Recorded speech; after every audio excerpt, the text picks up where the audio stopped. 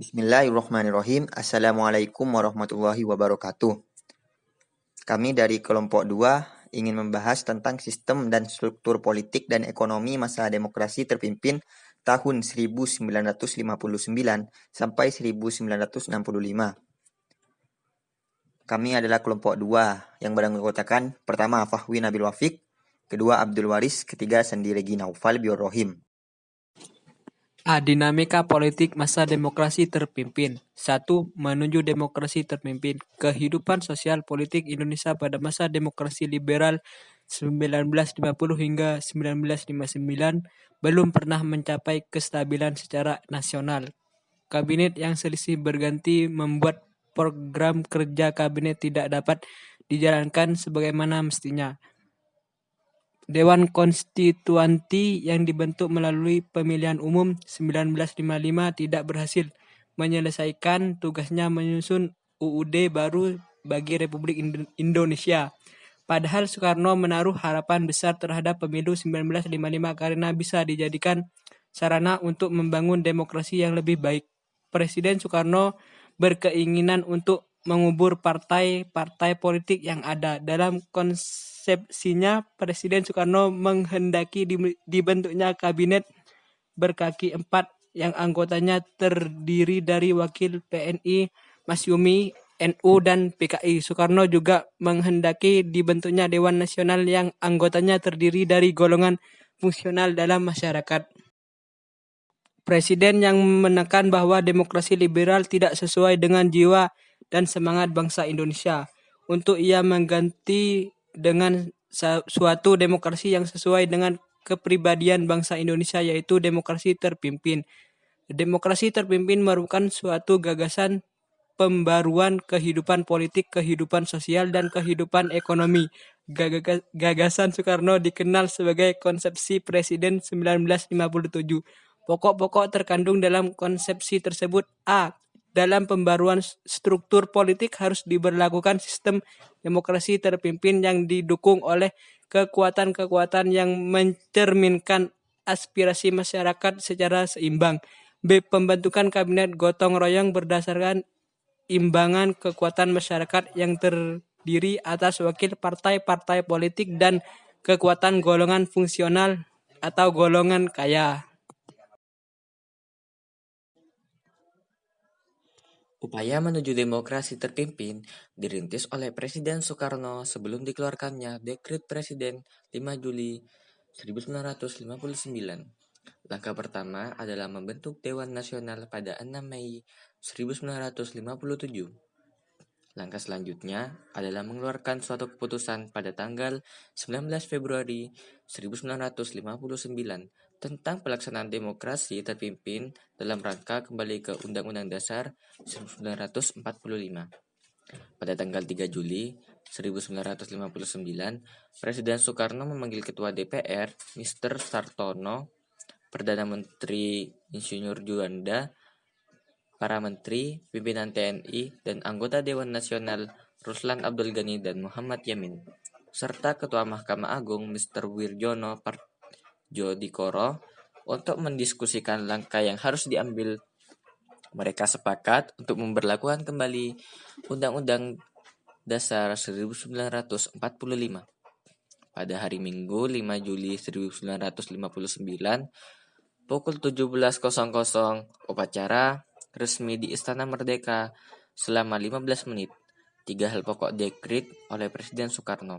Yang pertama, menetapkan pembubaran konstituante. Yang kedua, menetapkan Undang-Undang Dasar 1945 berlaku bagi segenap bangsa dan seluruh tumpah darah Indonesia, terhitung mulai tanggal penetapan dekret dan tidak berlakunya lagu Undang-Undang Dasar Sementara atau UUDS. Yang ketiga, membentuk MPRS yang terdiri atas anggota DPR ditambah dengan utusan-utusan dan anggota golongan, serta bentuk Dewan Pertimbangan Agung Sementara atau DPAS. Sehari sesudah dekret Presiden 5 Juli 1959, Perdana Menteri Juanda mengembalikan mandatnya kepada Soekarno dan Kabinet Karya pun dibubarkan. Kemudian, pada 10 Juli 1959, Soekarno mengumumkan kabinet baru yang disebut Kabinet Kerja. Dalam kabinet ini, Soekarno berlaku sebagai Perdana Menteri dan Juanda menjadi Menteri pertama dengan 2 wakil yaitu Dr. Laimana dan Dr. Subandrio. Pada tanggal 17 Agustus 1959, dalam pidato peringatan kemerdekaan RI, Presiden Soekarno menafsirkan pengertian demokrasi terpimpinnya.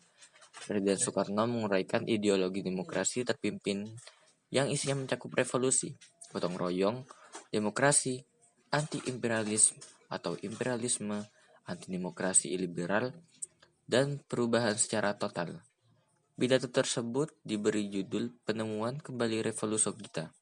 Sementara itu, konflik terbuka antara DPR dan Presiden akhirnya terjadi ketika DPR menolak rencana anggaran belanja negara tahun 1960 diajukan oleh pemerintahan. Penolakan tersebut membawa dampak pembubaran DPR oleh Presiden Soekarno pada tanggal 5 Maret 1960. Ia mendirikan DPR Gotong Royong atau DPR GR. Pada anggota DPR GR ditunjukkan Presiden tidak berdasarkan perimbangan kekuatan partai politik, namun lebih mendasarkan perimbangan 5 golongan, yaitu nasionalis, Islam, komunis, Kristen Katolik, dan golongan fungsional.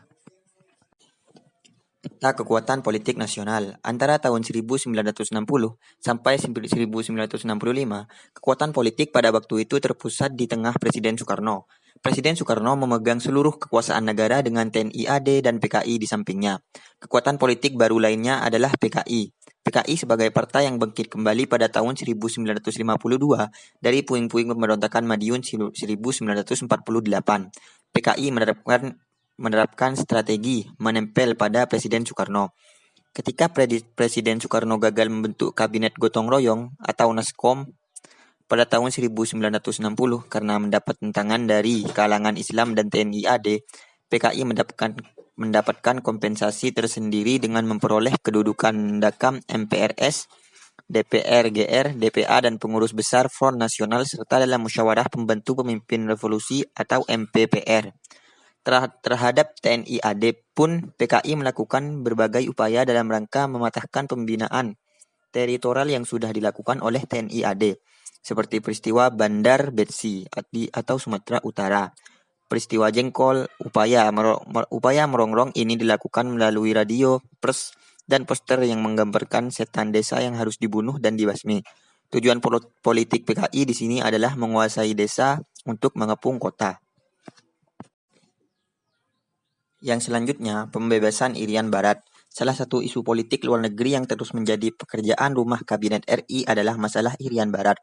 Karena jalan damai yang telah ditempuh selama satu dasawarsa tidak berhasil mengembalikan Irian Barat.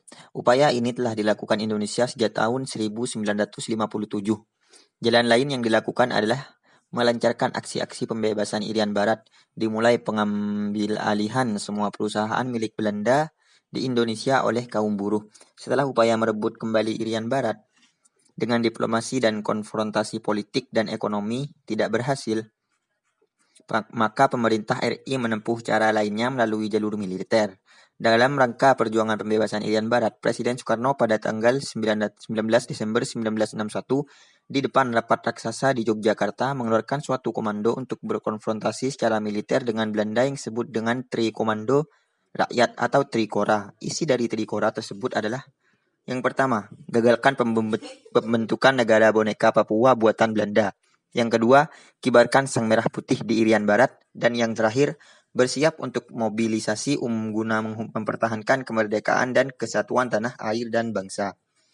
Akhirnya pada tanggal 15 Agustus 1962, ditandatangani perjanjian antara pemerintah Indonesia dengan pemerintah Belanda di New York.